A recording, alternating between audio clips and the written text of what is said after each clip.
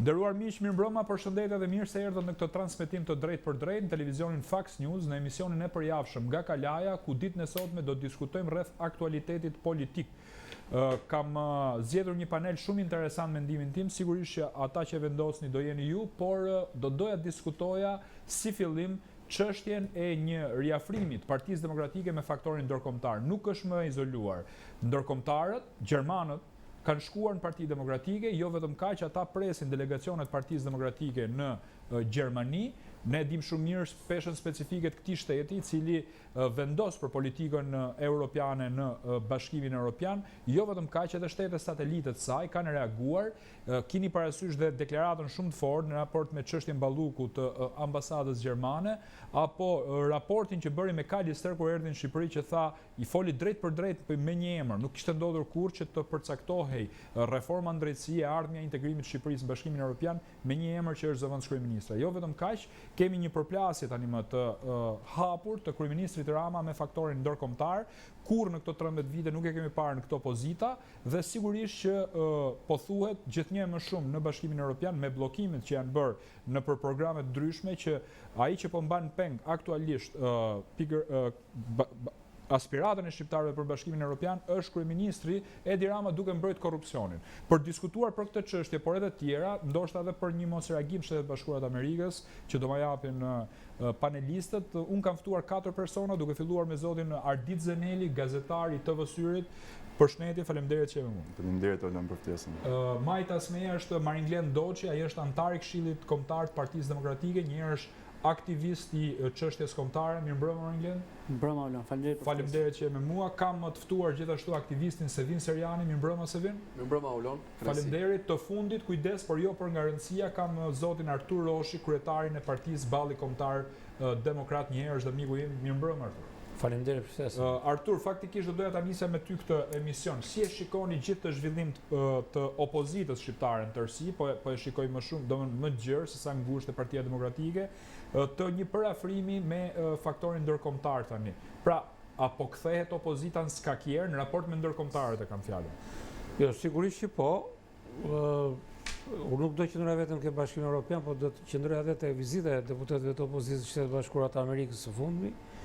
Ka patur bile edhe takime me 2 zëvendësdimëse sekretarët të shtetit amerikan, por që nuk janë deklaruar për publikun.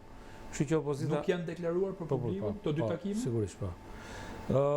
Janë takime të cilat për mua janë të rëndësisë veçantë, përderisa kanë trajtuar me seriozitet integrimin e Shqipërisë në harkun euroatlantik, të themi.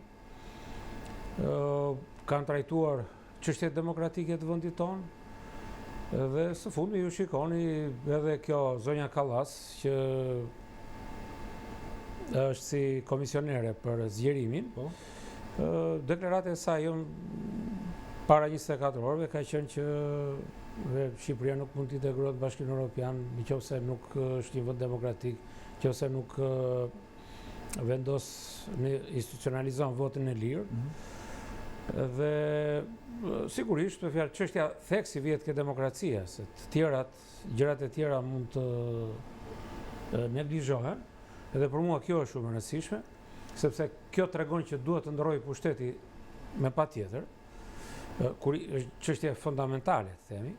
Kështu që në këtë kontekst unë thjesht pres zhvillimet e brendshme në një mënyrë që të komportohen me zhvillimet ndërkombëtare ose me presionin ndërkombëtar. Zhvillimet e brendshme. Në kuptimin e intensitetit të protestave, ashtu siç kundër opozita ka filluar t'i bëj, sepse ka zëra që shiko, protesta u bë, por Rama nuk ra.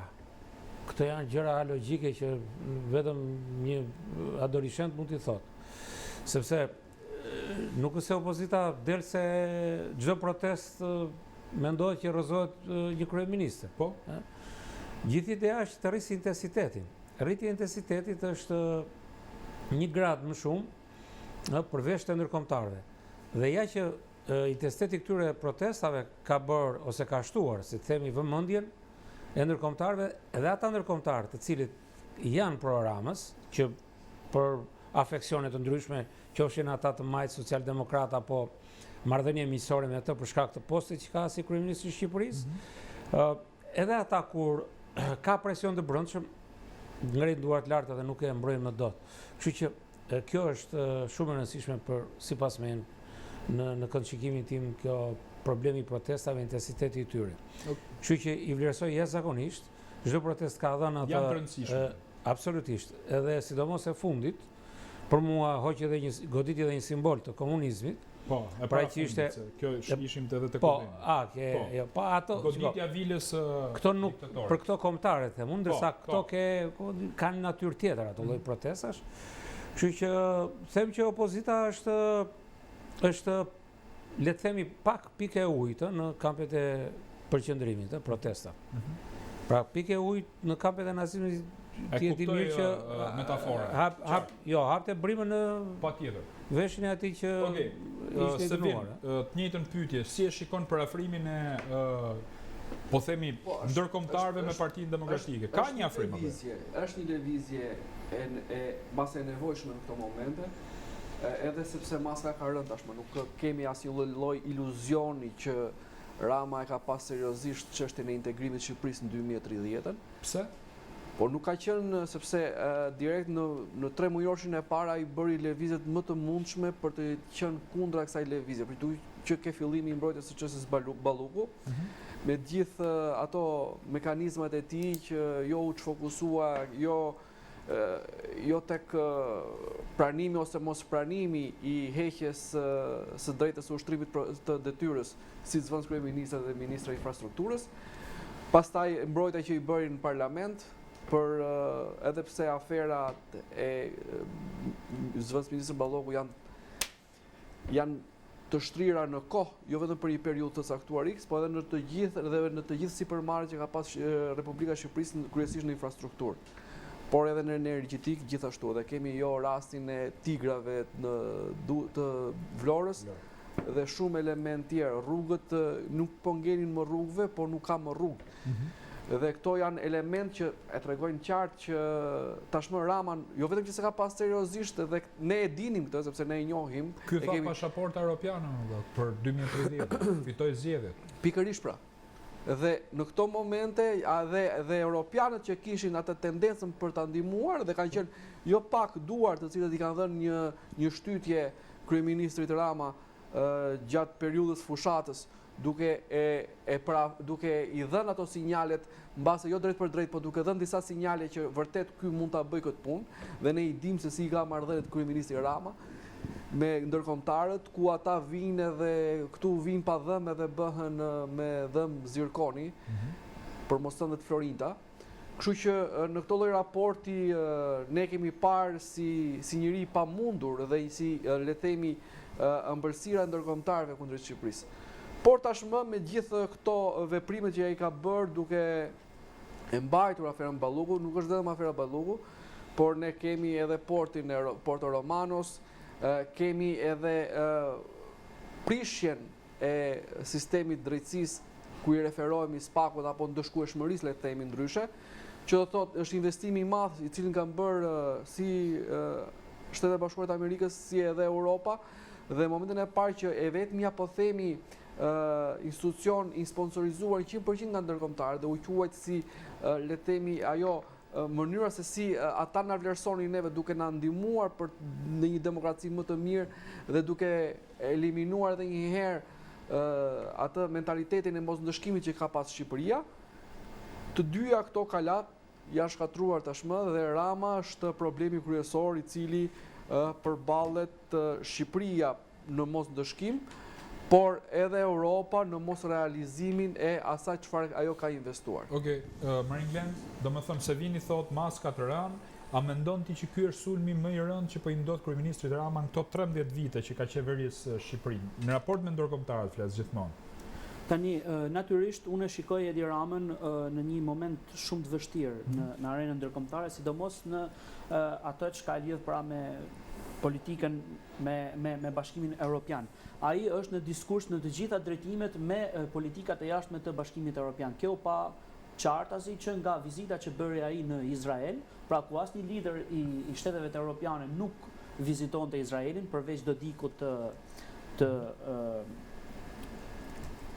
Bosnjës dhe natyrisht edhe me rezolutën e fundit që bëri, domethënë në krah të mbështetjes luftës së Izraelit, është i vetmi vend që ka bërë një rezolut për shpalljen e shtetit terrorist të një vendi që drejt për drejt ne nuk kemi ndonjë, si të themi, përplasje që mund të na çojë deri aty sa ta shpallim shtet terrorist për interesat të një shteti tjetër. Pra të gjitha vendet e Bashkimit Evropian nuk janë në të njëjtën linjë politike me Edi Ramën.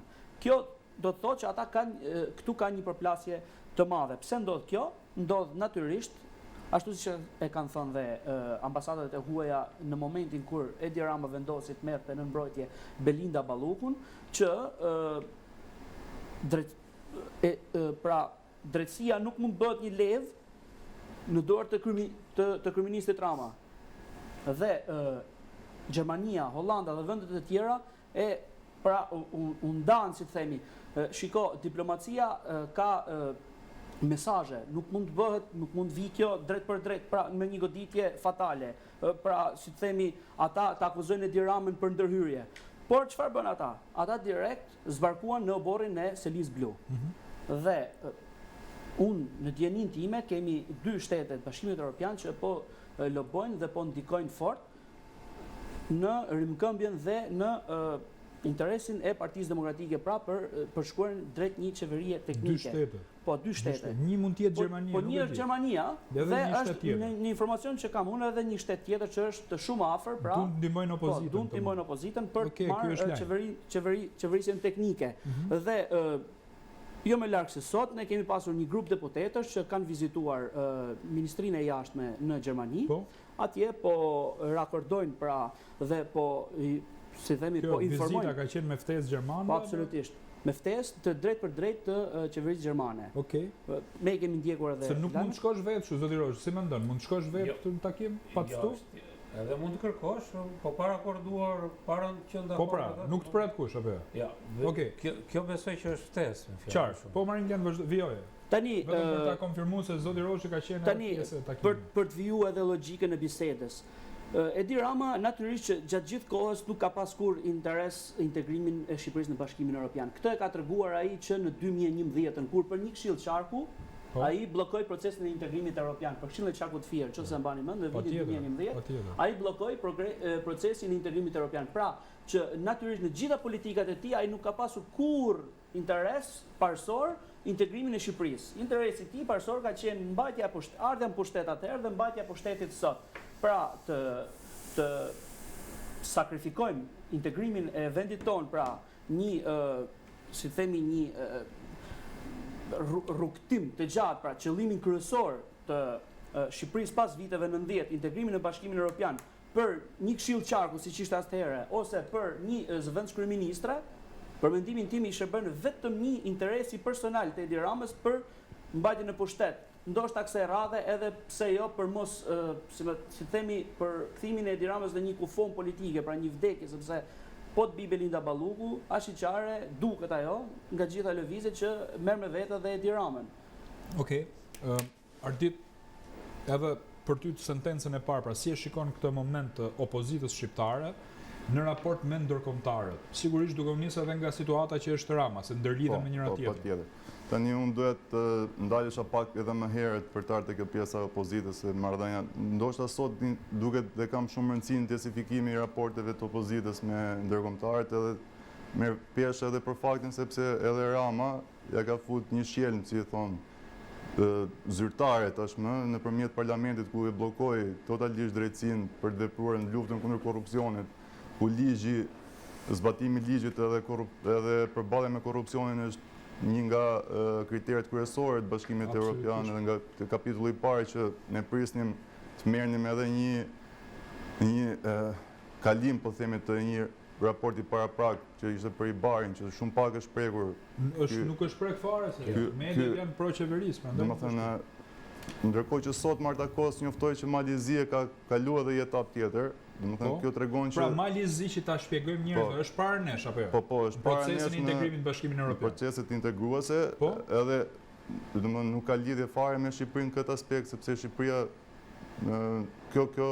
kjo pjesë i barit pa firmosur apo pa si lloj reagimi, interesit gazetarëve këta janë përgjigjur, europianët janë përgjigjur që e kanë lënë domethënë pa përgjigje as mish as peshk, ndërkohë që ata duhet ishin shprehur. Ky vonesë në të shprehur tregon që nuk ka, është blloku procesi i integrimit. Është blloku procesi i integrimit të Shqipërisë. Patjetër. Okej. Është Kjo nën kuptohet apo? Kjo nën kuptohet sepse ata nuk mund dalin tani të marrin një qëndrim zyrtar radikal. Edhe mund ta marrin ardit në një moment se këtu. Patjetër. Se do ketë sankcione, se s'ka duke parë situatën e tanishme tek përtarët e opozita nuk është e rastishme edhe kjo pjesë, domethënë opozita ka bërë betejë shumë të fortë që me zgjedhjet e 11 majit, denoncimin, mos harrojmë në shkruar 3 rezoluta nga Partia Demokratike, nga CDU-ja,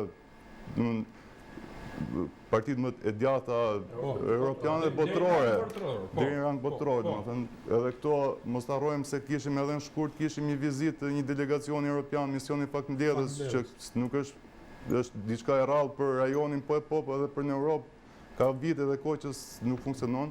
Aty është një delegacion për gati 30 personash, u folë që ishin deputetë EPP-ve, po sipas informacioneve aty kishte deputetë edhe të majtë, të qeverive të majta të Europës. Për te kësaj kishte edhe të sigurisë, idheshin që aty ka pas edhe element sigurisë. Pra, situata në Shqipëri ka një interes strategjik për aleatët tanë.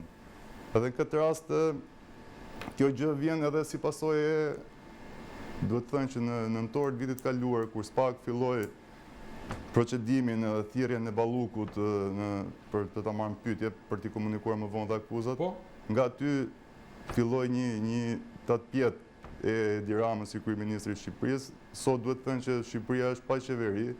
Pse pa qeveri? Është pa qeveri sepse në këto momente vetëm Edi Ramën kemi njëshin që ka marrë përsipër të bëj gjithë punët e... Kështu ka qenë për herë, kam përshtypjen? Po patjetër që kështu ka qenë për herë, po në këtë rast nuk... Jo, aq teknik janë këta, domethënë, këto që ka zgjedhur. Po ta janë emra që... Po. Teknik është, teknokracia është një diçka që ka vlerë. Po patjetër. Këta janë fantazma anonime. Këta janë fotokopje.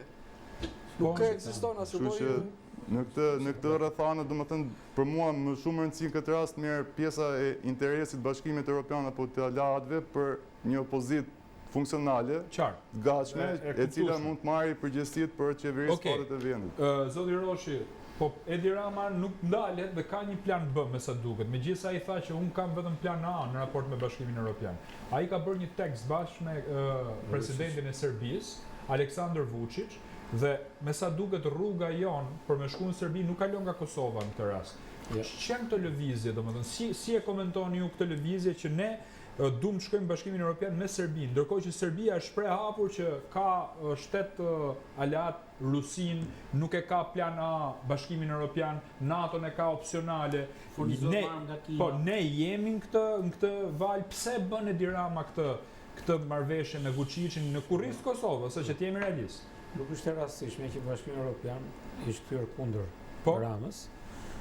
Kujto intervistën e ish zëvendës kryeministit Arben Ahmetaj, ku tha që Edi Rama investimin e portit të Durrësit kërkonte t'ia jepte, ose ky investim ishte ekspozuar në farë mënyrë për interesa ruse.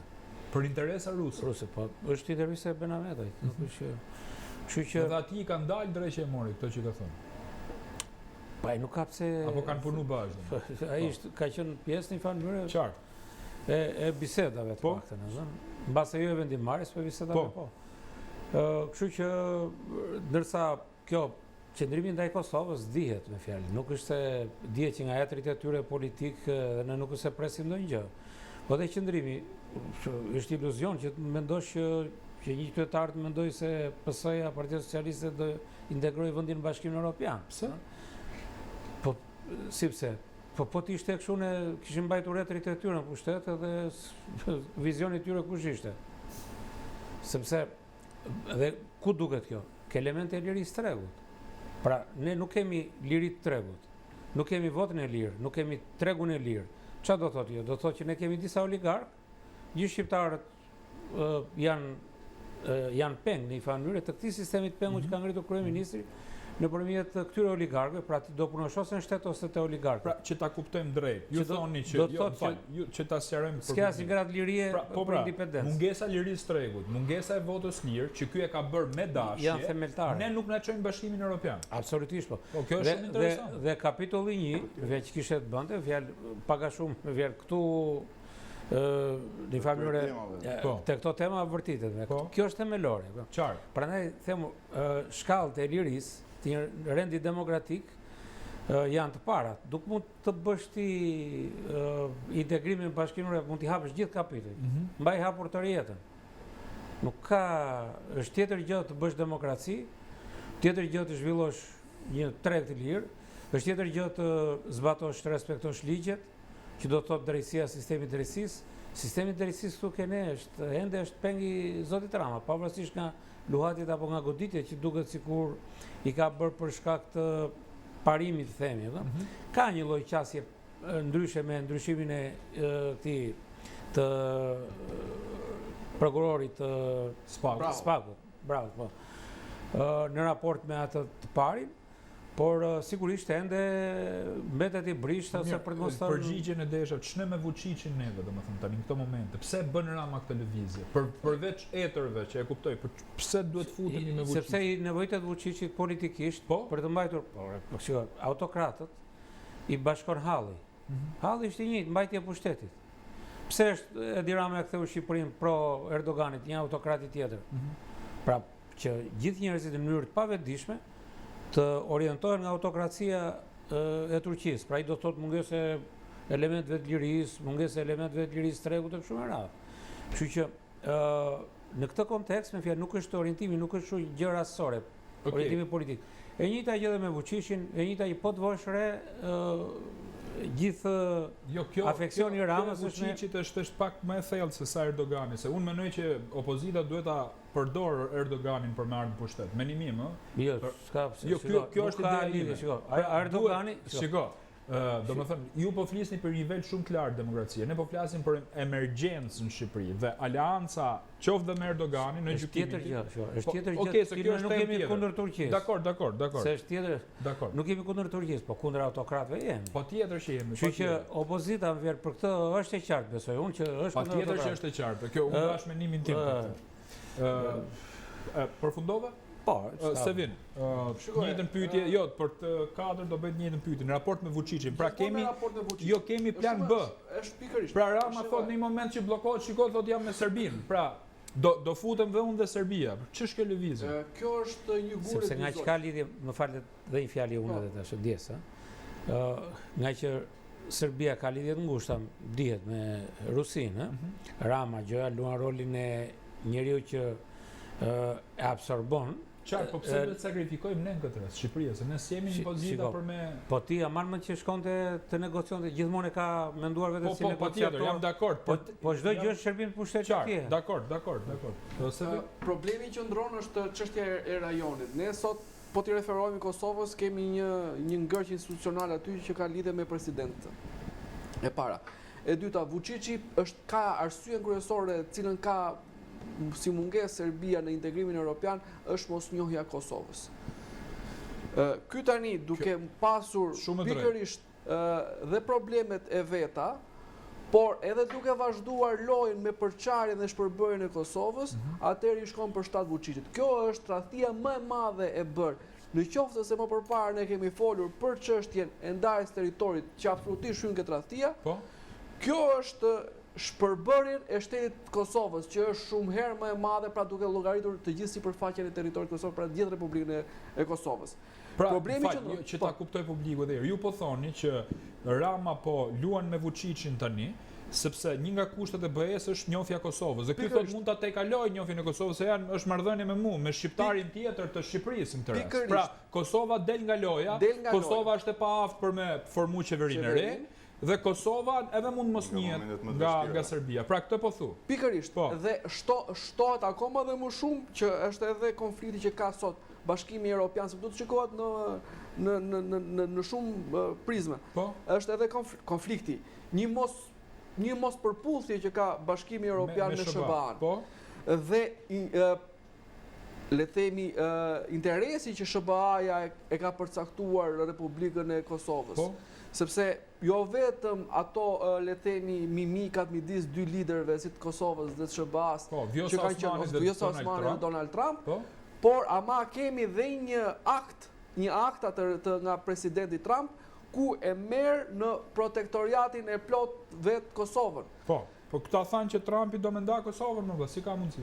Jo, këto kanë thënë kanalet e Shqipërisë. Po. Nuk është se ka qenë akti i vërtet, sepse akti Ne kemi pasqaruar këtë studio. absolutisht dhe shumë e rëndësishme dhe Trumpi, domethënë dhe sot më ekspozuar se kur ka qenë ideja e Trumpit që Trumpi thotë marrëveshjet midis dy shteteve bëhen në anë të biznesit. Dhe pikërisht dhe marrëveshja Kosovë-Serbi në periudhën e Trump po ne shumë pak kuptuar sepse Trumpi ishte i ri edhe në atë pozicion atko. Kuptuam që në qoftë se ndërtohej një marrëdhënie e fortë midis Kosovës dhe Serbisë në fushët ekonomike, absolutisht do vinte si pasojë dhe respektimi i dy palësh e gjitha. Pra, ajo që tha Roshi pra për lirimin. Tani problemi që ndron që Rama i jep ndihmën tjetër duke e parë që vetë është i bllokuar edhe për elemente të tjerë. Po, i jep ndihmë Vučićit. Oksigjen Vučićit. Për çfarë arsye pra? Për dy elementë. Atëre, një duke bërë blokadë e Europës që thotë jo se ju më pengoni mua, po unë ju pengoj juve. Dhe e dyta, megalomania e tij. Po, e dyta, ne e dim shprehjen që tha së fundmi që tha nuk preferoj që asnjëri të shikoj nga lart poshtë. Po. Për ndërkombëtarët që përmendi Rama. Dhe e dyta, duke qenë se Vučići është në një pozicion të vështirë sepse ka një përqindje shumë të madhe të serbëve të cilët duan integrimin evropian. Po, e vërtet. Dhe ky duke i dhënë këtë që thotë ore prit se ka faj Vučići, sepse ja heq peshën që ai ka për. Neve çfarë humbim këtë rast ne si Shqipëri? Kosova e morën veç çfarë neve. Neve gjithë bllokada që po na bëhet, ne po na bëhet bllokadë nga Amerika, bllokadë nga Europa, bllokadë nga Turqia. Ne kemi vetëm një marrëveshje për interesa mos mprekje që përdor Edi Rama me Izraelin. Ne në marrëdhënie ndërkombëtare jemi vetëm me një shtet që njohim sot që ka një marrëveshje. Me asnjë shtet tjetër që të cilët na rrethon, të cilët ne kemi një marrëdhënie simbiotike, ekonomike, kulturore, siç është Europa, siç është Oksidenti, siç është Turqia, i skemi, janë të prerë. Okej, dakor. Ardit, një mendim tënd në raport me këtë. Pse Rama fut në lojë Vučićin? Tani për të ndalë të kjo pjesë duhet t'i referosh ditës djeshme deklaratës së ministres jashtme të Kosovës, Donika Gërvallës, e cila ja ktheu përgjigjen Ramës. Që i tha për një publik që se ka ndjek. Po, në përgjigjen asaj ishte që sa herë që Vučićit i duhet ndihma ndodhet në pozicion të vështirë dhe i duhet ndihma aty shfaqet Edi Rama. Ishte deklaratë e Gërvallës dhe në këtë rast shqiptarët e Kosovës, qytetarët e Kosovës nuk do ja falin. Okej. Kështu që kjo është luftë e hapur tani, ja? Po patjetër, kjo ishte i qëndrim shumë i qartë i ministrës jashtme të Kosovës, Gërvalla në këtë rast. Dhe kjo nuk është rasti i parë i Edi Ramës. Për të ardhur te ky rasti i fundit, po ti referohemi pak dhe në 2013 në vizitën e parë që kryeministri Edi Rama ka bërë si kryeministër i Shqipërisë, jashtë vendit ka qenë Serbia. Okej. Kështu që lidhja e Ramës me Serbinë duket se shkon për te këtyre të dyve, duhet të aludoj pak te ky rast. Domethënë janë të tutuar këta nga dikush tjetër. Ta dikush i tuton edhe bëhet fjalë për një projekt të madh i cili ka qenë për rajonin, jo vetëm për Shqipërinë apo edhe për Serbinë, ne këtë kemi vutur dhe kemi kundërshtuar dhe bashkë. Kjo Jugosllavia e re domethënë. Po patjetër Jugosllavia e re, jemi në Schengen. Po pra, qartë, ishte, në Schengen Jugosllavia e re. Kështu që kjo politikë dhe ky plan i madh duket se ka qenë zbatuar, ka qenë gjatë gjithë kohës duke ecë, duke futi tani në treg. Duhet ndalesh pak te kjo pjesë. Me sa duket tani ky plan i madh ka psuar pak tërheqje, bjerrje. Po të shohim edhe Europën, në ardhjen e Friedrich Merz si kancelari i Gjermanisë ka ndryshuar totalisht edhe qasja europiane ndaj edhe rajonit tonë, edhe Ballkanit Perëndimor, sepse mos harrojmë që Edi Rama nuk e ka dashur një integrim në Shqipërisë edhe për faktorët që përmendi edhe zoti Roshi, për lirinë, për sundimin e ligjit, për demokracinë, për median, për gjitha këto. Por si ka mundësi që Edi Rama ka mbietuar në Europë, në për këto korridoret e institucioneve europiane. mos harrojmë për shembull njëherë na bashkuan me Maqedoninë e Veriut. Po. Domethënë për mos ta nxjerrë Shqipërinë vetëm, na bashkuan me Maqedoninë, krijuan ca artifica të tilla që mos populli shqiptar mos ta ndjente atë. Po. Jo më ky tani u bashku vetë me këtë. Po, Po, domethënë pra. te kjo duhet dal, pra, duke qenë se në këtë rast Shqipërinë e kanë lënë totalisht vetëm.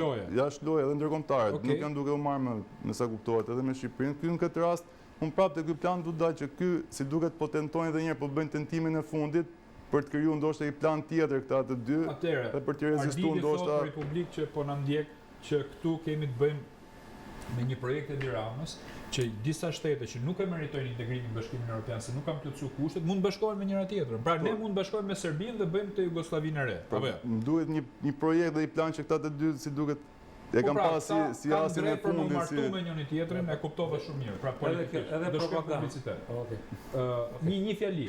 Edhe propagandë që shiko ne përpiqemi për Bashkimin Evropian, duke menduar se miqtë që kanë mund të ndihmojnë me një deklaratë që këta janë për të integruar në Bashkimin Evropian Okej. dhe këta për të qëndruar. Do pyes Marin Glen Doçin pastaj, Që a është ky kushtet. moment se du ta mbyll me Vučićin, por shumë e rëndësishme sepse ka pas interes realisht dhe po më shkruajnë dhe njerëzit tani për punën e Kosovës që mos Rama domethënë duke qenë se ja përplasën derën në Bashkimin Evropian, futet me Vučićin, publicitet dhe rikthehemi.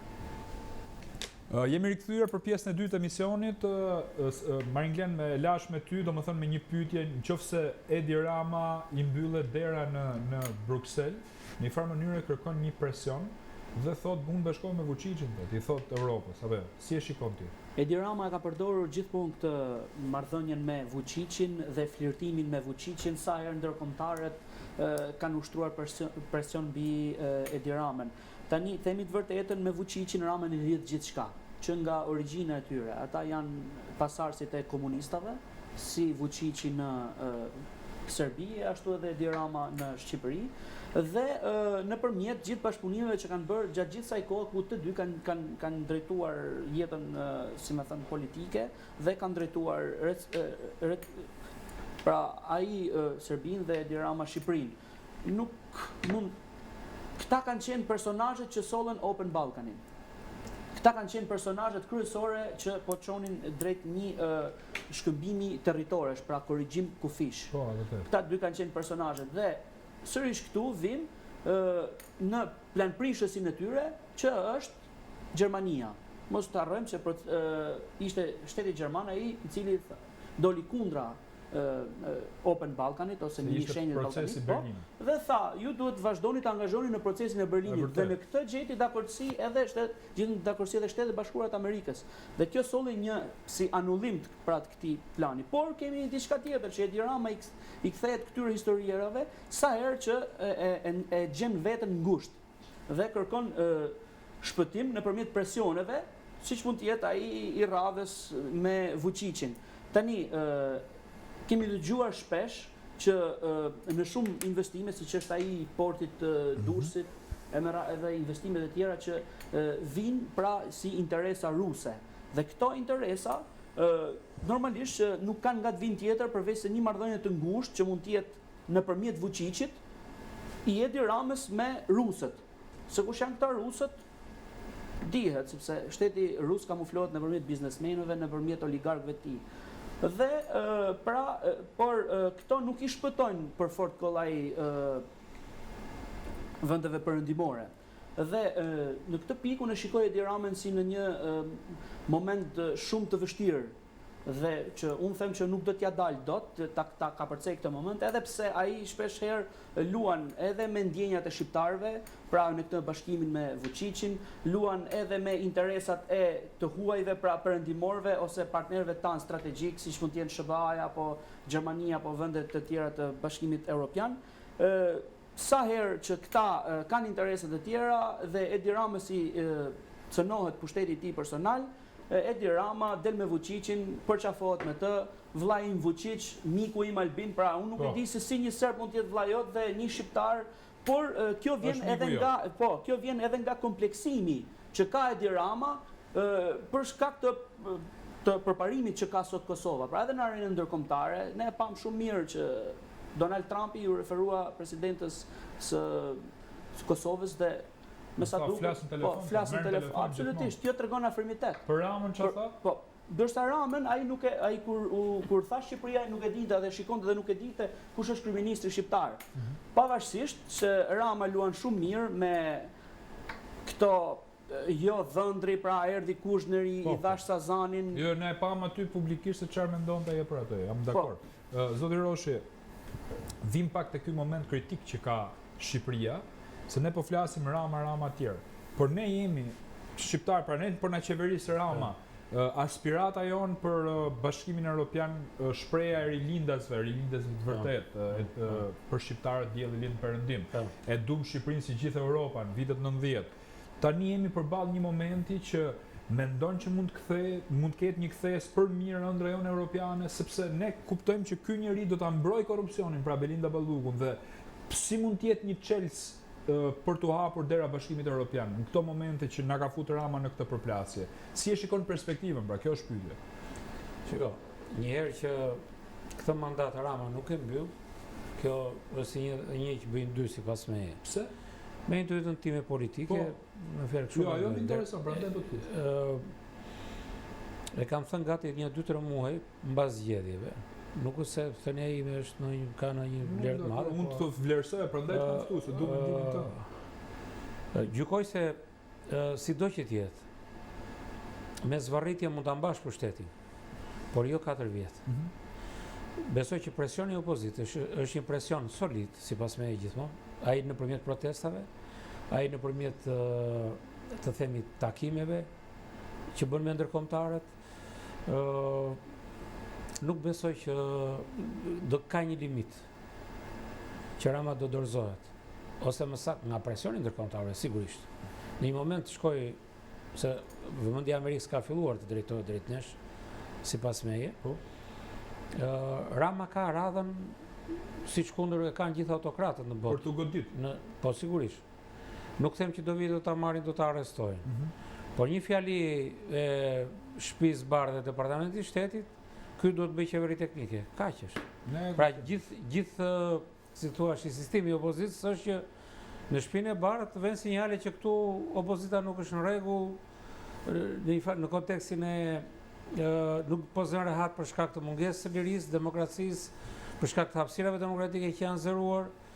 Dhe në këtë kontekst, sapo vëmendja të njitet në gradën e duhur, pra zgjedhjen e shikoni nga opozita, jo nga Rama. Nga opozita, Rama e mba të rjetën, ja jep Zahos mbrapa, nuk është si ta mbash ke Rama atë.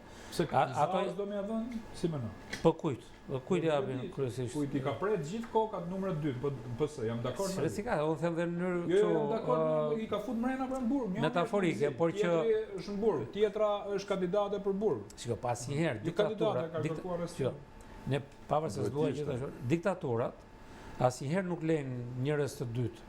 Po. Pra është njëshi, 100 vende bosh, pastaj mund të mbash më ndonjë emër. Dakor që mund të jetë Enver Hoxha nuk zgjodhi pasardhësit e vet. Zgjodhi Ramiz Alin. Jo se zgjodhi gjë ai. Sa ai nuk zgjodhi gjë. Ai fjalë asgjë nuk zgjodhi sepse ai ishte. Dakor. Ose nuk ishte potencuar. Në fanyrë postit i vinte radha aktive tjera me radhë, po edhe aty mund ta kishte marrë Xhelil Gjoni, por po të mos u futim aty sepse nuk kanë kështu afeksion për publikun, mendoj nga që janë kështu të shkuar. Kështu që asnjëherë autokratët krijojnë në fanyrë gravitet personal të pushtetit dhe jo të stafeve. Në mënyrë për me majt pushtetin atë. Po nuk ka më. Tash e nisi si demokrat i madh, e nisi si me shpërndarje pushtetit dhe në fund të 12 vjetëve tash i kanë ngelur tek pull. Vetëm bashkëpunëtorët e tij kanë frikë. Mund të ketë deputet aty që kanë frikë, nuk dinë kur ta lënë mandatin, vetëm të shpëtojnë. Po, Pali votoi, domethënë nuk mori pjesë në votim për Ballukun. Po për sa se ajo është e qartë, ajo ishte për ty ishte i përgjigje për Ramën kjo si e pe këtë moment. Sigurisht. Apo si vlen me komentim. Jo, ajo do më tregu jo. Shiko, ka ca gjëra. Për shembull, po themi ne Arben Ahmeti, për shembull, që bën atë luftë, sipas meje është kandidati numër 1 për të marrë posten mbas ta lë Rama. Pavarësisht, kjo është shumë sipas meje. Jo, se kisha menuar herë. Spiro Pali mund të jetë e dyta që mund të shkojë mendje.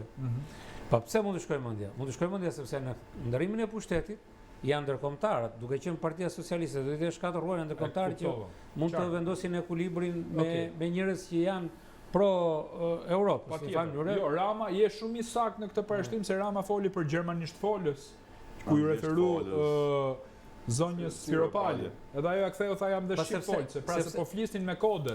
Se ke KPD-ja e mësua zëdëroshe të PS-ja mu përplas me njëri tjetrin tani.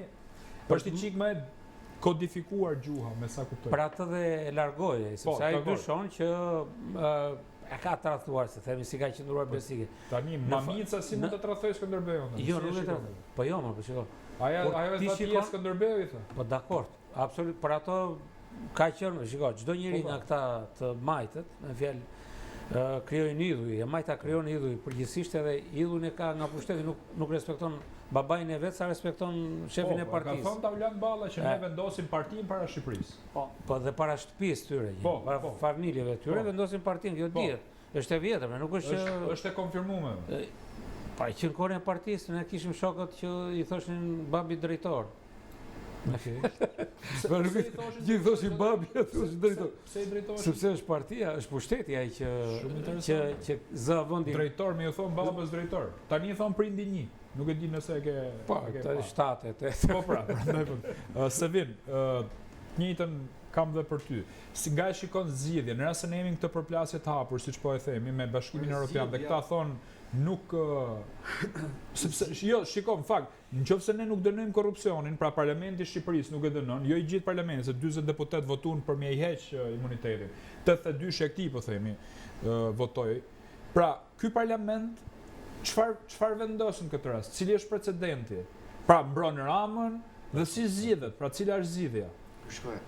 Parlamenti dhe si çdo institucion tjetër tashmë në Shqipëri nuk ka asnjë lloj, nuk ka bashkëveprim ose ndërveprim forcash.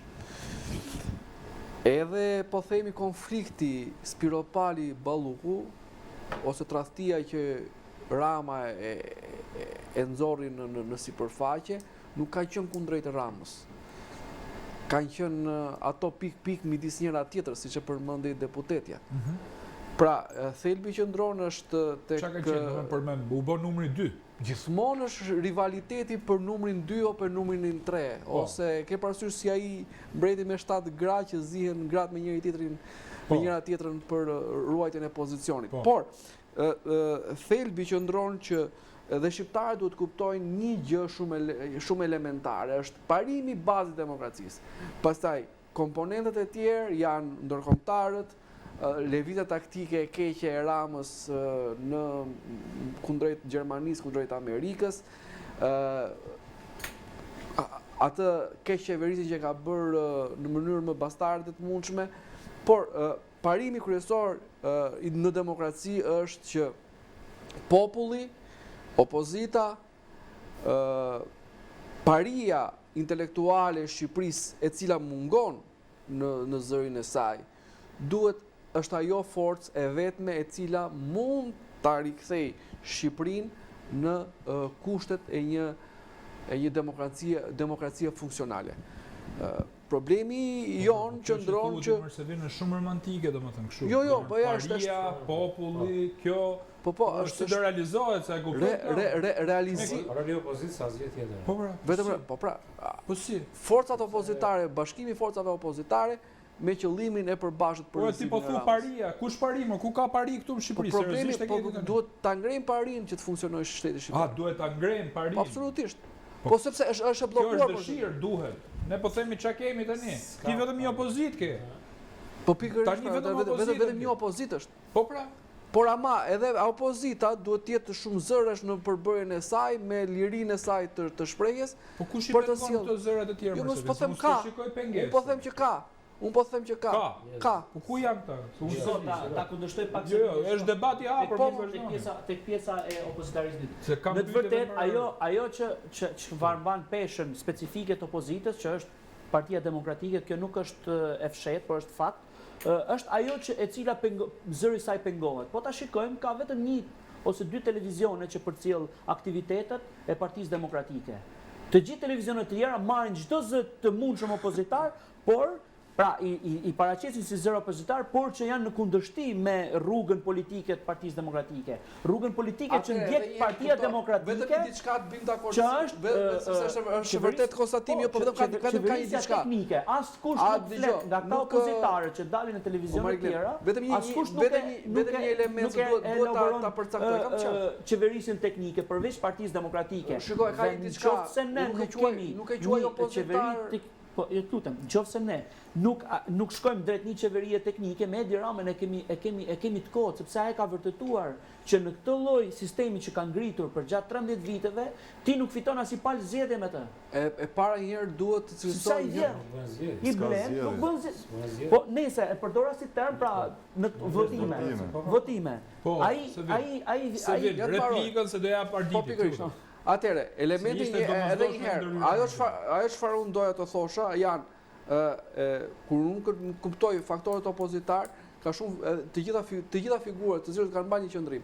Po këtu nuk duhet përmendem ato partitë të cilët një krah e kanë ke Rama dhe një krah e kanë ke opozita, sepse janë disa partitë. Absolutisht që ka partitë të tilla. Të pozicionuara në rreshtat e opozitës, në mënyrë absolute po. Partitë e vogla të pozicionuar në veshët e opozitës janë duke bërë lojë dyfisht. Po më kam kretë më se i partitë vogël e kam tu, Zoti Roshi ka qenë gjithmonë me flas parlamentare. Nëse është parlamentare kërkoj ndjes. Flas për parlamentar. Po ke mundsinë, ke Lapajn, ke Shqipëria bëhet që është kryesorja një. Do Shqipëria bëhet ka bërë një defragment. Po ka luajtur gjithmonë rolin e ka luajtur gjithmonë opozitar. Shabani që shkoi. Po Shabanicën bashkë me Llapicën. Kjo është se ti e ke informacion pastaj. Po Aulon, u bë protesta e naftës sepse po jemi prapë sërish në të rrethana. A hapi ai bordin e naftë mbledhësve që ishte në kundërshtim totalisht në parimin kushtetuese dhe Llapaj e aprovoi. Unë kam qenë pjesë e atyre protestave dhe e mbaj mend shumë mirë dhe mund ta aprovoj atë që thotë Sevini, e mbaj mend shumë mirë se si u braktis protesta. Ne që natën e fundit kur u hodh kjo teoria e bordit naftës, ne kemi qenë shumë njerëz në shesh. Madje unë kisha dëgjuar Edi Ramën që thoshte do të luftojmë armikun dhe në mënyrë simbolike vesha një rob kamuflazhi, pra një dhe thash kam ardhur i vesh si ushtar për të luftuar armikun. Po armiku këtu është Edi Rama. Po, dhe çfarë ndodhi? U mbyll ajo shkalla, tha do bëjmë pak pushim, tha drejtuesi i Shqipëria bëhet sot dhe po do bëjmë pushim. Protest? Po, dhe ai u zhduk. Kur e shikojmë në televizor, po bënte marrëveshje për uljen e çmimit naftës. Ky tash çfarë është? Është pompist që shet naftë dhe po bënte marrëveshje me Ramën sa do t'ja vëmë çmimin, se nuk e kuptova. Tani një elementi po, do të thënë këta janë ata që. Okej, Ardit. Edhe herë, pra kjo është sepse duhet marr thelbin e gjithë secilit për jush. Kemi bllokim për antarësinë Bashkimin Evropian, për ecje përpara. Si do jetë zgjidhja sipas teje? Pra ku ka shikon se zgjidhje? Rama do reflektoj dhe do votoj imunitetin e Ballukut, ta parashtroj në një kërkesë tjetër të SPAK-ut, sepse ai çka ka thënë tani? Ka thënë të msjellim një kërkesë tjetër, sigur mos mjaftonin 16.000 faqe dosje dhe unë do ta vlerësoj. Apo e ka thjesht për me derisa t'ia sjellin. Deri të shtyr kohën derisa. Pastaj do thotë një gjë tjetër. Pastaj do thotë një gjë tjetër. Okej, Ardit. Unë mendoj se Rama, domethënë historia e Ramës fillon dhe mbaron në Ballukun, edhe ai këtë tregoi edhe në konferencën e fundit që zhvilloi ku e mbrojti Ballukun, domethënë nga avokati Ballukut u bë kam bërë dhe një reagim në to rrjetet sociale, thash Edi Rama si laps me gomë i Ballukut, ku ju referovam shumë pjesës historisë, që ai e mori përsipër t'i shplante, si e thonë edhe historinë familjare të Beqir Ballukut aty. Domethënë vetë kryeministri nga avokat i Belindës doli edhe si historiani që po rishkruante edhe historinë e Partisë Punës Shqipërisë, ku Beqir Balluku do dilte burri mirë që s'kishte pas mundësinë të mbroheshin atë kohë dhe ky po e shpërblente ose po i kthente edhe herë. Pra, në këtë rast unë kam thënë edhe më herët, Rama ishte në një catch-22, quhet kjo shprehje angleze, që tregon që kur ti ndodhesh në një rreth vicioz pas zgjidhje, ku çdo veprim që ti ndërmerr është totalisht në dëm tatin. Kjo gjë ndodhi edhe Ramës, që në momentin që nga nëntori dhe deri më sot çdo veprim që Edi Rama ka ndërmarrë si për të mbrojtur Ballukun apo si dhe për të rizvendësuar kabinetin qeverisës, çdo gjë aty nuk po i funksionon, asnjë gjë s'po i hes dhe nuk po jep mundësinë që ai ta shmang këtë lloj krize që e ka kap qeverinë e tij. Tani raport me ndërkombëtarët dhe me Europën. Unë do thosha që në këtë rast Europa dhe ndërkombëtarët kanë përballë një opozitë që nuk është më një opozitë e trukuar, apo siç mund kishte qenë përpara ku lidhjet e opozitës në Shqipëri me kancelaritë europiane ishin pothuajse të ndërprera. Nuk po referohen vetëm periudhës që shumë po duan ta lidhen me pjesën e Berishës, domethënë se edhe kohët e fundit ka qenë edhe kjo teoria që Berishën s'vin të takojë me asnjë ndërkombëtar, Partia Demokratike s'ka me asnjë, nuk ka lidhje me ndërkombëtarët. Këto gjëra domethënë kanë rënë tashmë pasi Berisha sot ndodhet në Bruksel, kryetari i grupit parlamentar ndodhet në Bundestagun gjerman bashkë me kryetarin e Komisionit për Drejtat e Njerëzit, nuk është për tabaku. Po. Pra kjo do të thotë që opozita është në një revansh për mendimin tim në këtë moment kundrejt qeverisë Rama, edhe qeveria Rama ndodhet e pafuqishme për qenë dhe prezente tashmë nëpër kancelaritë europiane, pasi kanë marrë si duket një karton të kuq gjithë mazhorancës socialiste. Zgjidhja do vi nga opozita patjetër. Opozita është ajo që duhet i parapri dhe duhet të bindë ndërkombëtarët, sepse ajo e ka kapacitetin dhe aftësinë për qeverisur, normalisht që e ka, sepse është një parti shtetformuese, paktën për Shqipërinë dhe demokraci sjellse, pasi ka qeverisur Shqipërinë përmbi se i bie 2 mandate të plota dhe nga 2 mandate gjysmake nga fillimi, po domethënë vetëm gjatë asaj periudhe Shqipëria ka parë prosperitet dhe avancimin edhe në integrimin, në proceset e integrimit. Tashmë ti ju referove pjesës SPAK-ut. SPAK-u në këtë rast ka një lloj pauze. Këtë do ta diskutojmë pjesën e tretë. Okej, Pjesën e tretë. Nëse e mbyllë? Jo, domethënë unë e shoh zgjidhjen tek pjesa jo shumë të pjesa e Republikës Prokurorëve, po duke qenë se këta Te drejtësia po thënë. Drejtësia duhet bëj punën e saj. Dakor, okej. Do të shkojmë në një hapësirë publicitare, rikthehemi për pjesën e tretë të emisionit fokusuar tek drejtësia, i cili është një gur themeli patjetër për integrimin ton në Bashkimin Evropian, në raportin që kanë në Shtetet Bashkuara të Amerikës me SPAK-un në Shqipëri, por edhe në goditjet që ka bërë drejtësia në Shqipëri. Publicitet rikthehemi. Jemi rikthyer për pjesën e tretë dhe të fundit të emisionit, fokusuar tani më tek ajo që quhet drejtësi në Shqipëri, një drejtësi e sponsorizuar nga ndërkombëtarët që po godet në nivele të larta qeverinë. Nuk e di zoti Roshi, ndanit një njëjtin mendim? Pra, zonja Balluku është vetë zoti Rama, kemi një deklaratë të Ramës drejt për drejt, që siç e lexojmë tha, nëse ju vini për me marr telefonin, unë nuk ju jap telefonin. Pra, sigurisht. Ç'kuptim ka kjo? Shiko, ka të kuptim që ndonjëherë njeriu nuk i fsheh emocionet. Okej. Edhe nuk i fsheh kur ka pushtet maksimal dhe ky është rasti. Dhe është një kërcënim shumë në distancë. Fjalë juve që unë ju kam marrë edhe ju kam vendosur atje, ju do më merrni mua telefonin? Velia i qenë duhet ta njohi, të mos përdorim në një fjalë, të Zoti, i Zotit duhet njihet. Shkopin, si më. Kështu që mirë po, nuk është se kam, pse nuk kam unë besim ke drejtësia? Po.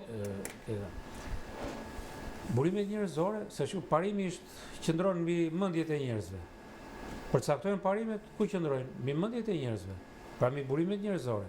Qëse ti burimet njerëzore ke gjithë me bindje marksiste, ata idhull kanë Edi Ramën. Nuk kanë nevojë që edhe t'ju thot ai t'ju japi porosi. Ata mendojnë një lloj si ai, dhe gjitha a mund t'japin ndonjëri nga ata pronë, ta marrim si shembull kështu, një gjyqtar për shembull që vjen nga një familje komuniste. Po pa i ka dëgjuar në familjen e tij që babai i tij ka marrë pronat, fjala vjen, në mënyrë figurative. Pra nuk e ndjen përgjegjësi për t'i kthyer pronat të Zotit. Kështu që në këtë kontekst është kundër pronës në vendimmarrje. Nuk janë gjëra thjesht që janë të shkruara dhe mjafton, nuk ka rëndësi që bindje ke, pra bindja është shumë e rëndësishme. Po. Edhe ke këto edhe shkrimtarët, dhe një për shembull në faqet e para të librit shprehin bindjet e tyre, pastaj vazhdojnë sepse mendoj që ka njerëz që ndiqen po të mos dikon nga bindjet e tyre, no? Është një lloj rregulli ky, vjen një farë mënyrë elita. Kështu që unë them, mënyrët menduarit aty është shumë e rëndësishme. Aty ke disa gjyqtarë ose prokuror që janë me kokra. Mund të janë 5% fjala vjen, se nuk mund t'i fusim gjithë. Po, Absolute nuk ka asgjë. sigurisht. Është të absolutizuar, por mund të jenë një 5% që janë realisht korrekt me të vërtetën, por që kanë bindje themin e liberale ose pse jo dhe të djatha, që kanë hyrë krejt rastësisht aty, për shkak të meritës, se ka sistemet ndonjëherë mbajnë edhe njerëz 30%, si në kohën e partisë punës, mbajnë 30% njerëz që punonin, se kush do punon. 70% horrat nuk punonin, vinin vërdall me spinulloqe me këto gjëra. Në kurriz të 30%. Po. Paka shumë edhe sot në fjalë e njëjta histori. Po sepse punësimet si janë, punësimet bëhen me lista. Direkt. Pra punësimet pa shkollim me bachelor, si mund të integrohesh ti me bachelor të krahasohesh me një që ka mbaruar 5 vjeçare dhe që ka 9 vite në punë, fjala vjen, edhe i shkon dhe drejtor ose drejtoresh më shumë. Kështu që në këtë kontekst dua të them që është shumë e rëndësishme mënyra se si mendojnë. Kështu që unë nuk besoj te njerëz me bindje të majta që mund të bëjnë drejtësi.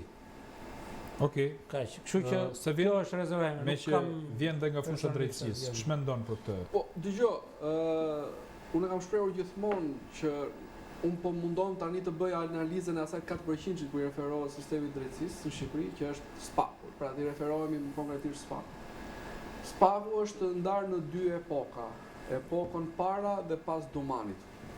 Epoka para Dumanit ishte, ose më saktë, në gjatë periudhës së Dumanit, ishte shumë evidente që ishte drejtësi partijake e orientuar totalisht nga kryeministri Rama dhe shpura e tij, dhe goditet bëheshin në shërbim të projektit të Ramës në Shqipëri, që është siç është shpopullimi. Nëse shqiptarët kanë pikpyetjet e veta në këtë arsyetim që unë dhash, të tipit që po pse të godiset vetëve. Fare mirë po të referohemi edhe komunistëve, pasi asgjësuan mendimin opozitar në fillimet e saj, goditjet ishin gjithmonë brenda radhëve të tyre. Do karburante? Sepse për të mbajtur edhe një lloj elektrizimi të vazhdueshëm pushtetin e tij personal, pra autokratik. Që ta kenë frikë në ç'kuptim. Ta kenë frikë, edhe të dinë që vetmja rrugë shpëtimi është marrëdhënia me atë. Qëndrove korrekt, nuk të gjej gjë. Devijove apo e kalove përqindjen tënde të fitimit, atëherë je i predispozuar. Nëse mund të shtoj diçka? Po, futu. Korrekt me atë që thatë, mendoj një lloj si juve, por shtoj këtë që në pushtetet jo demokratike, mbajtja e pushteteve, sepse nuk kemi ndërrim, rienergjizim, një farë mënyre ndërrim pushteti. Se njerëzit kërkojnë një farë mënyre ato magjia e pushtetit është besimi i njerëzve. Atëherë njerëzit duhet besojnë diku, edhe në një gjë të rreme. Absolutisht. Dhe kjo është sistemi rrem i besimit që krijojnë autokraci. Tani të kalojmë ke epoka e Brahos. Unë gjykoj edhe sipas ndryshimit të kursit, sepse drejtësia e Shqipërisë fatkeqësisht e thënë në parimin e demokracisë, po fatmirësisht në këtë periudhë që ne po jetojmë, që ajo check and balance që duhet të ketë sistemi i drejtësisë nuk funksiononte, sepse ne ja kishim deleguar ndërkombëtarëve, dhe aty ishte zot George Sorosi. Sot ndryshoi pronarë dhe nuk janë më njerëzit e afiluar pranë së majtës ndërkombëtare, përfshirë edhe atë amerikane, por ky pushtet ju deleguan në një farë mënyre konservatorëve ose sovranistëve që drejtojnë sot Amerikën. Dhe si përjedhoj, kjo lloj hapësire u bë shumë kërcënim për pushtetin e Edi Ramës. Dhe unë gjykoj që nga nëntori e këtej kemi vërtet një veprim të sistemit drejtësisë, pra të SPAK-ut, le të themi, ai 4% i SPAK-ut, për të rritur ndërshmërinë kryesisht atje ku vërtet fle lepuri. Pra tek marrëdhënia e dyshës Rama Balluku. Duhet kujtojmë diçka. shumë socialist në shtatorin e vitit të shkuar e quanin qeverisjen Rama, pra këtë mandat si Rama 4 Balluku 1, sepse ekzistonte një ndarje të pushteteve midis këtyre dy figurave, ku rreth 40% të ministrive komandoheshin nga zonja Balluku. Po tani? Kjo është ruajtur kjo lloj përqindje edhe me ikjen e Ballukut. Me ikjen e Ballukut, besoj se kjo ka qenë le të themi diskutimi më i madh i ruajtjes së përqindjeve, por duhet të kuptojmë diçka dhe kjo është e sigurt, domethënë që Balluku nuk ka vetëm pushtet ekzekutiv në rang ministrash, por ka edhe pushtet legjislativ me parafërsisht 15 deputet, 12 sigurt, po 15 përflitet, që janë në udhëheqjen e saj. Balluku rrezoka qeverinë?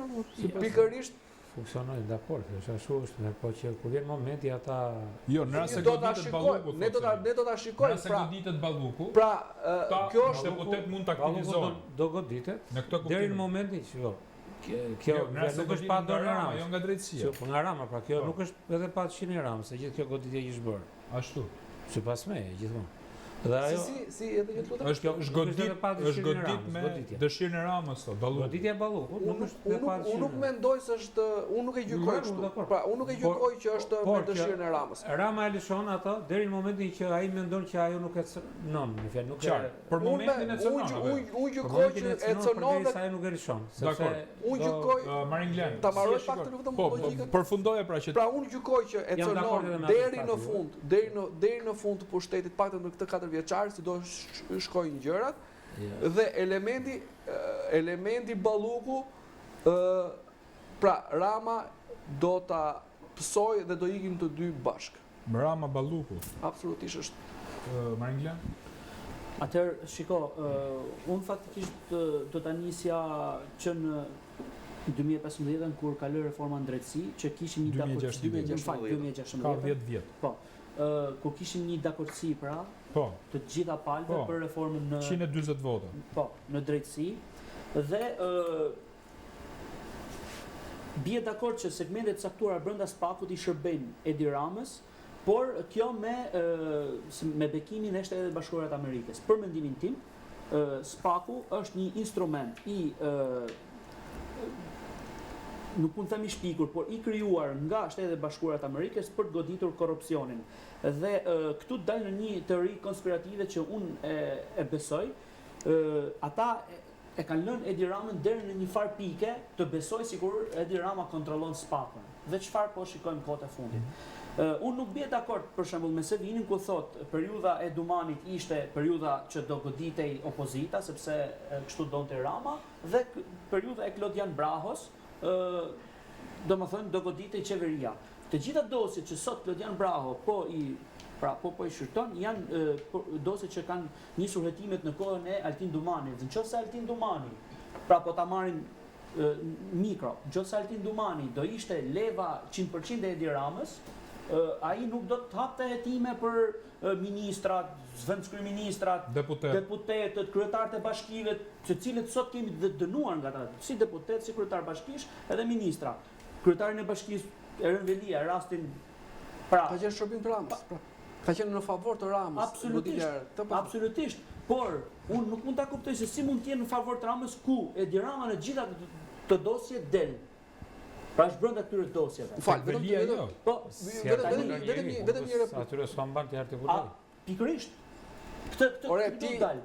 Edi Ramës nuk e nxjerr njëri, sepse Edi Ramën e kanë lënë për çështjen mbikëtore. Edi Ramën do ta godasin fundit. Ata do pasi të mbarojnë me Ballukun, Edi Ramën do ta godasin fundit. Dhe ky është një iluzion I bukur që Shtetet Bashkuara të Amerikës dhe ndërkombëtarët ja kanë krijuar Edi Ramës që nga kryet herës duke goditur Sali Berishin, duke goditur Ilir Metën dhe shumë të tjerë brenda opozitës dhe njëkohësisht duke hapur dosje sensitive ku drejt për drejt është I përfshirë Edi Rama. Maringlen, na shkruan një shikues thotë pyete Maringlenin thotë çfarë fati do ketë Rama vet. Po na ndjek në këto momente. Pra te kjo pikë, me që bëri këtë përshkrim. Unë besoj që brenda afat kohë të një viti bie Balluku dhe Balluku merr me vete dhe Edi Ramën. Dhe kjo, unë nuk besoj që Edi Rama ka ndërtuar një skemë kaq të bukur sa që të bie edhe vetë me këmbë të veta. Pra, jam dakord që disa segmente brenda SPAK-ut mund të themi dhe punojnë për Edi Ramën, por kjo çdo gjë me bekimin e atyre që në të vërtet kanë pra mund të flas për departamentin amerikan shtetit, që mund të ketë gisht në gjithë këtë. Ke ndërhyrë se do një fjalë thjesht, unë mendoj që Rama erdhi politikisht dhe ikën politikisht. Politikisht, jo me anë drejtësisë. Jo. Ardit, Tani drejtësia e re, reforma në drejtësi për mua ishte një amballazh. Edhe është akoma një amballazh i një qeverie të kalbër, qeverisë të kalbër të korruptuar, ku ke brenda korrupsion, ke brenda kartelet që ambasada amerikane në gati rreth 20 postime që ka bërë që ambasadës Donald Trumpit si presidenti 47 i SBA-s ka pas në faqen e saj Facebookut në raport me BE-n. BE-ja e ka ruajtur si krijesën e vet SPAK-un dhe reformën drejtësie, ata e kanë vendosur si gur që nuk preket reforma në drejtësi, edhe Rama te kjo pjesë është duke i thyer dhe hundët deri diku në këto momentet e fundit me drejtësinë, pasi i ka dalë kundër drejtësisë. Rama e ka përdorur drejtësinë, është ai që i ka rraf gjoksin, ka thënë e kam krijuar unë. Tani unë me Marglenin Partia Socialiste thoshte. Po, te kjo pjesë do të dalë ti pak në kundërshtim me ty, si është ti bëri pyetjen të parë, si ka mundësi tha që këta i ka Rama, po i kanë hap dosjet edhe s'ka dalë Rama. Kjo është fakti pra që Po sepse kanë lënë të notojnë në petale Edi Ramën gjatë gjithë kësaj kohe. jo, fakti që s'ka dalë Rama, po të them, Po pra, mund të jetë edhe prova që ata i kontrollon Rama. Pikërisht. Kështu Kjo është prova. Po pra, po ata shiko. Dumani, Hetimet, Po. në momentin që bën hetimet, ata mund të mbajnë segmentet hetimeve të pazbuluara, por ata nuk mund të ishin. Marglen, kjo është drejtësi e re, po mos harrojmë se kemi me vendim gjykate të janë djegur regjistrimet, përgjimet një deputeti, Taulant Ballës konkretisht, në qarkun e Elbasanit, ku është kapur në regjistrime dhe me vendim gjykate janë ekzekutuar ato përgjime, ato prova. Kështu që në këtë lloj Mos harro dhe dhe diçka jo, do të them që ka çuditëra te kjo pjesa që mos harro kryebashkiakun e Tiranës ti e ke të dënuar jo për incinerator, i ke për tanga, kupton? tani tek pjesa tani të lutem mos e vin se jam në gjyq me të për këtë çështje, domethënë për këtë komentin që bënë, tregoj çiki kujdesshëm se do kesh. Absolutisht, jam i hapur. Ne bashkohem me zotin Roshi te pjesa që Rama zgjidhja e Ramës është politike, sepse politike pra ju ti mendon, pra teza ime, ajo që bëra pyetje, se ishte tezë, ju mendoni të dy që mund të iki politikisht. Po vetëm politikisht edhe duhet të iki faktikisht politikisht. Pse? Si rregull, sepse ne jemi në demokraci, njerëzit ajo që i duhet opozitës sot faktikisht nuk është asnjë përkraj, asnjë mbështetje, po thjesht ndërkombëtarët, ta ndërkombëtarë që ishin, që ndërhynin, thjesht mos ndërhyn më, për mendimin tim. Pra të rinë asnjanës edhe shikojnë. Ikën 2029-ën. Shiko, unë tani unë nuk po them atë gjë. Për dalë edhe te kjo, unë kam ndoshta edhe i tezë timen që amerikanët do lëvizin me presione ndoshta apo me takime apo me sugjerime. Qeveria teknike mund të japin një fjali departamenti shtetit thotë do bësh qeveri teknike. Po ta elaborojmë pak të pjesën e drejtësisë, duhet ngelet te pjesa me Marglenin. SBA-ja, ndoshta edhe për shkak të jurisdiksionit, edhe për shkak të vendodhjes që është në një kontinent tjetër nuk ka fuqi qoftë penale bjellafi, në Shqipëri nuk mund të japi dosje Ramës. Por, mendjen time, Bashkimi Evropian e ka atë fuqi që mund t'ja hapi dosje Edi Ramës. Edhe në këtë rast, Gjermania aty që ka plot dosje Gjermania, që ka hetu plot dosje në këtë fakt doja, kam një pyetje si gazetari i vëmendshëm. Mendon që Gjermania tani do të lëshojë dosje kundër Edi Ramës, sepse ky është moment shumë delikat dhe në informacionin që kam unë pritën që kemi zhvillime në raport me këtë çështje. Nuk e kam këtu për bildin që goditi atëherë Ramën me përgjime të tjerë. Ka dosje të dërguara nga eksponent të rëndësishëm Partisë Socialiste, dosje të fundit apo edhe të kaluara, po edhe të fundit, ka dosje të cilat do dalin me pëlqimin e gjermanëve, qoftë nga element opozitës, qoftë nga media apo mënyra tjera. Pra, Te kjo pjesë mendon që do goditet se shiko kishim dhe një lajm që e nxorri Berlini në raport me Marta Kos, e cila ka qenë më e zellshme në raportin e saj me partizanet e Diramës. Pra, shikojmë një rol aktiv shumë të Gjermanisë në këto goditje. Pra, ky është moment shumë delikat. Po, zoti Roshi. Shiko. Hapjet dosjeve mundet suportohen, edhe sigurisht ata mund t'i stimulojnë hapjen e tyre. Ne kemi pasur në Maqedoni këtë scenar. Po, atë do thoshe. Mirë, po problemi është ky që degradimi vjen nga element të tillë. Hapjet e dosjeve, degradimi në publik i kryeministit siç kundër ka ardhur nga goditja poshtë radhëve të tij, ëh? Po. Pra goditja edhe drejt për drejt tek Rama është thjesht degradim. Si thuash i pushtetit absolut që ai ka vënë çdo qelis të vendit ose të pushtetit të vendit. Po rrëzimi i tij bëhet politikisht. Pra, këto bëhen që degradimi pushtetit i tij dobësohet që të bjerë sa më shpejt nëpërmjet qeverisë teknike dhe zgjedhjeve politike. Okej, kuptova qasjen. Ardit. Po, kjo është edhe logjika ime te kjo pjesë që pavarësisht se Rama mund t'i bëj blokadë drejtësisë në Shqipëri me mandatet e krimit edhe të narkotrafikut. Pikërisht pra prandaj mbështes atë teorinë që Edi Rama do largohet sepse do largoj drejtësia. Shiko, drejtësia të futur burg. Burg do kërkoj. Jo politikisht. Çështja është se kjo që parashtroi Auloni që ndron, domethënë. Edhe unë i bashkojmë kësaj forme. Në momentin që ata ta japin mundësinë, unë kam idenë time që ndërkombëtarët ta japin mundësinë që ti të bësh dhe i tërheqet but apo të gjesh edhe i pasus apo janë raste kudo në botë. Kështu që në momentin që ai do ndërkombëtarëve e kemi nga që në momentin shkat dosjeve balluku. Po sa kryeministri se pa flas. Çfarë është shteti? Shteti është një nocion abstrakt që kanë gjetur njerëzit për të ngritur një strukturë të posaçme për të mbajtur ekuilibrat shoqërore, me një fjali. Tani kryeministri ose pushteti është ministri financash dhe rend. Që rendin e ka kryeministri në varësi. Nuk mund të arrestoj vetë ministri i rendit, sido që tjetë prokurori. Nuk e arrestoj dhe prokurori Hagës, jo prokurori Tushme. Kështu që, por çfarë i bën? E degradon me fjalë moralisht, e degradon publikisht figurën e tij dhe ndërkombëtar, presioni sa do i vogël i ndërkombëtarëve ose një fjali amerikanëve bëj zgjedhje të lira demokratike se këtë kërkon opozita. Jo, s'ka lidhje. Shikoj, Ramës i ka rënë narrativa që s'ka, domethënë, ai mund ta përdorë këtu narrativën, ja i ka unë s'ka kush ndjen mas me. Jo, ai përdori gjithë ditashor. Sa herë ka qenë Putini. Shikoj, raporti që ka ndryshuar shumë këto ndërkombëtarë, në raport me Ramën është një element. Qofse Rama deri dje bënte pis Shqipërinë, pra me gjithë bandat e këto elementët, sot Rama është kërcënim për sigurinë në Europës. Dhe kjo është një element shumë kryesor. Si pse?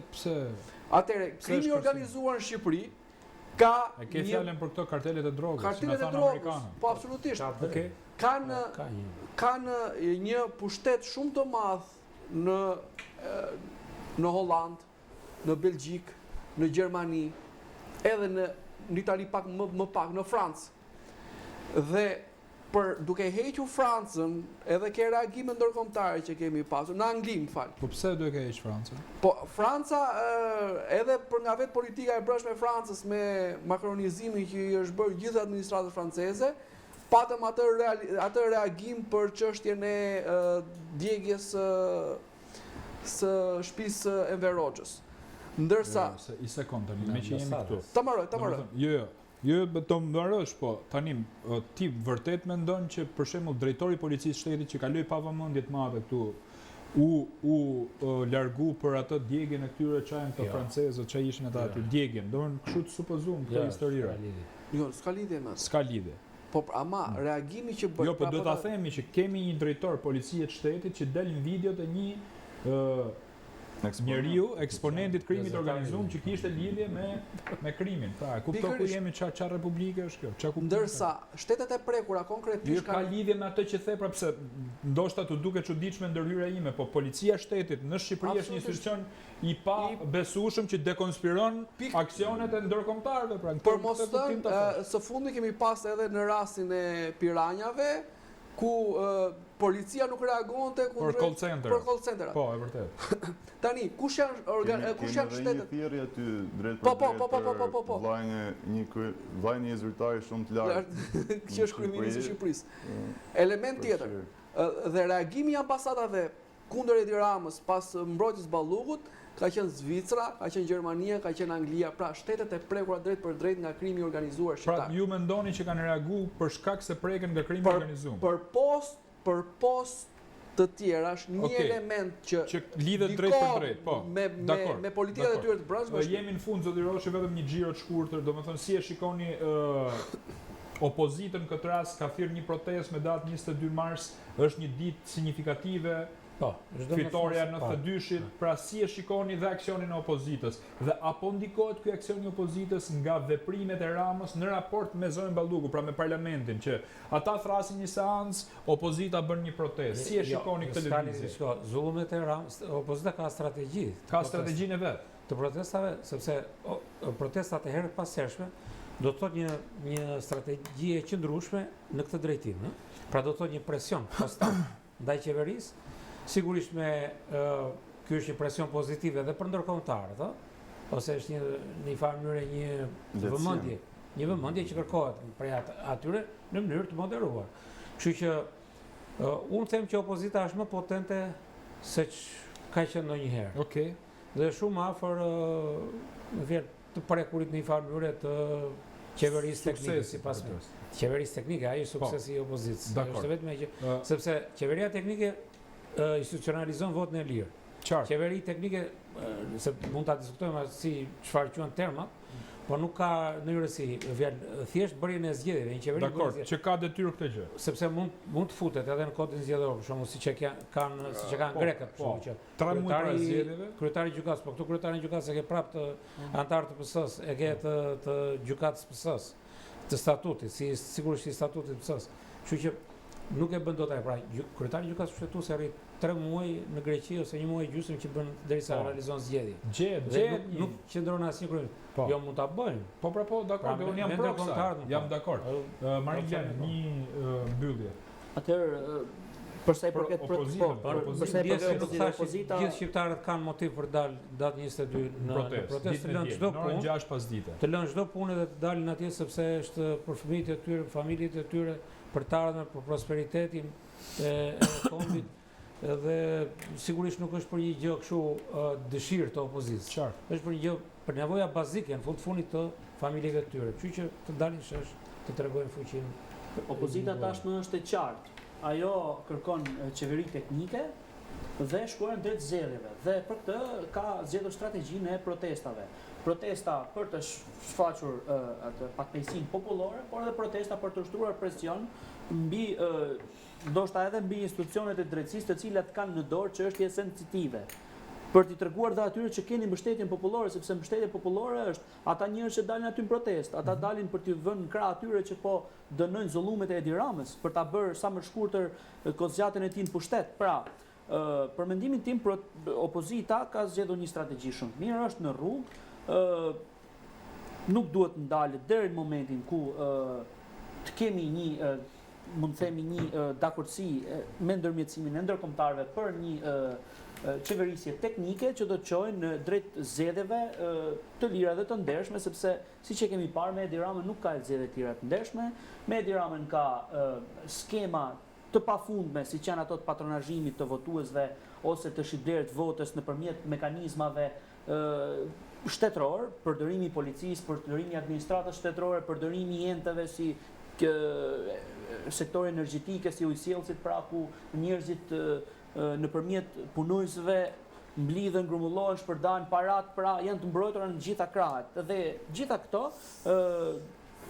çojnë atë kërkesën legjitime të opozitës për një qeverisje teknike Pra deri në momentin e mbajtjes së zgjedhjeve të parakohshme. Se vjen Atëherë, opozita, protestat. protesta është çdo lloj proteste është pozitive.